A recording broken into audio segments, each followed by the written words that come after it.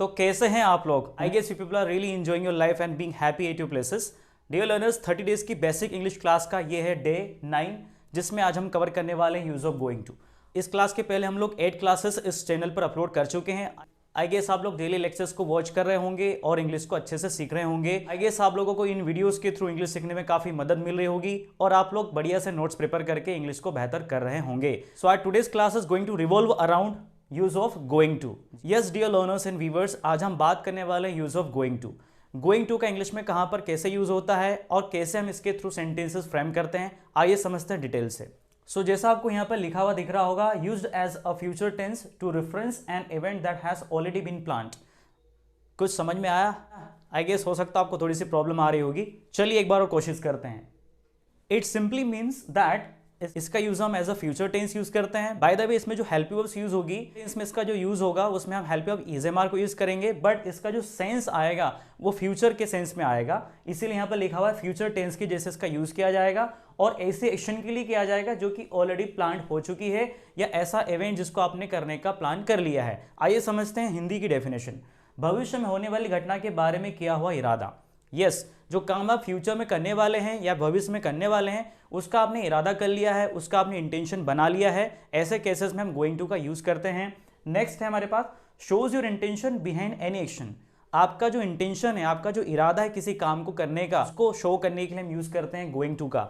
ठीक है, आगे लिखा हुआ है, आगे वाली डेफिनेशन है, जब भी हम कोई काम को करने वाले हों।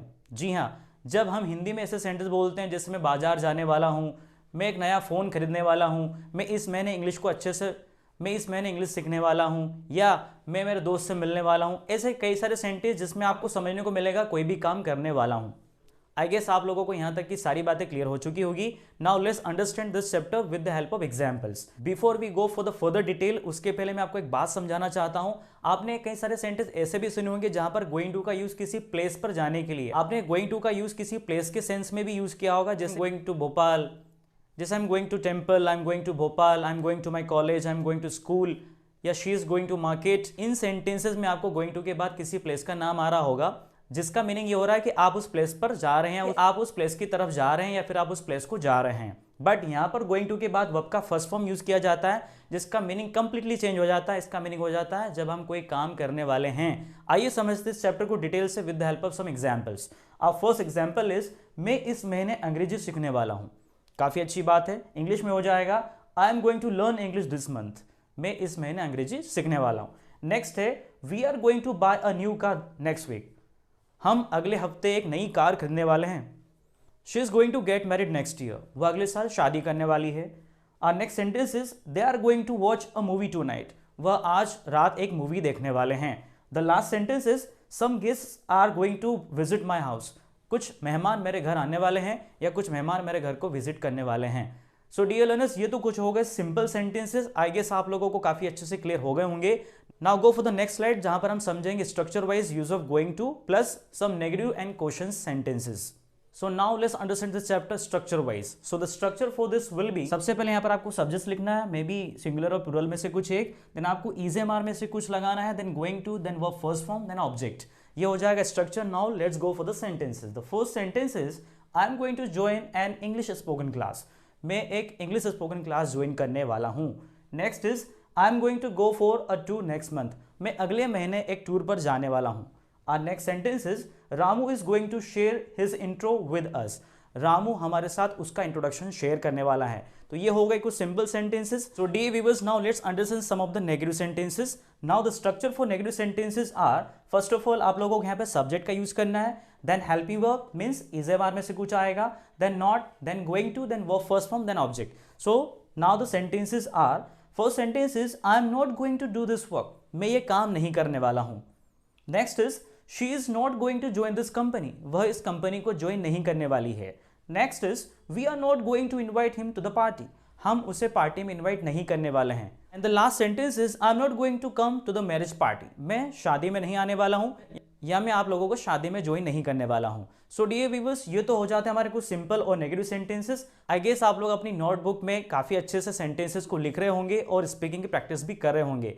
Now let's go for the next slide जहां पर हम समझेंगे हाउ कैन वी प्रिपेयर, जिसमें हम समझेंगे क्वेश्चंस को या फिर how can we prepare some questions of going to. So here you can see some of the structures of questions and some WH word. So let's understand this properly. So the structure is, सबसे पहले आप लोगों को जो helpy verbs होती है is MR उनको आगे लिख लेना है, then उसके बाद आ जाएगा subject, then going to, then verb first form, then object, then question mark. Now let's go for the sentences. First sentence is he going to buy a new bungalow? क्या वो एक नया बंगलो खरीदने वाला है? क्या वो एक नया घर खरीदने वाला है? Next is, are you going to join Ganesh's class?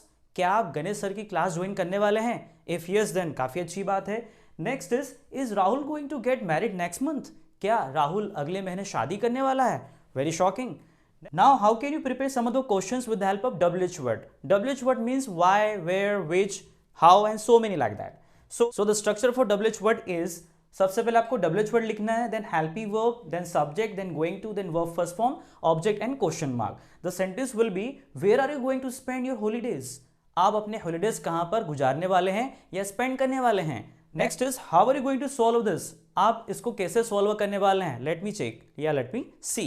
So in this way you can prepare some of the questions and WH word. You can prepare some of the questions to ask someone. I guess आप लोगों को WH word का भी matter समझ में आ गया होगा. Now what is difference between going to and gonna? Yes friends, हम लोग गोइंग टू को शॉर्ट फॉर्म में गोना बोलते हैं. इसमें आपको टू का यूज नहीं करना होता है. सेंटेंस के थ्रू समझते हैं. I am gonna teach you English. मैं आपको अंग्रेजी पढ़ाने वाला हूं. Next is, we are gonna attend your class daily. हम आपकी क्लास डेली अटेंड करने वाले हैं. सो हियर यू सी, हमने यहाँ पर टू का यूज नहीं किया है और डायरेक्टली सेंटेंस हमारा प्रिपेयर हो चुका है, रेडी हो चुका है. Whenever you people want to speak something in fluent way, then आप लोग ये ट्राई कर सकते हैं. आई गेस आपको अच्छे से क्लियर हो चुका होगा. सो डियर व्यूअर्स, 30 डेज की बेसिक इंग्लिश क्लास का ये था डे 9. आई गेस आपको चैप्टर काफी अच्छे से क्लियर हो चुका होगा. If yes, then kindly go for sharing this video, and if you haven't subscribe my channel yet, then please go for subscribing it and please like the video also. Now we are going to meet in the next class. Till then, take care and bye bye.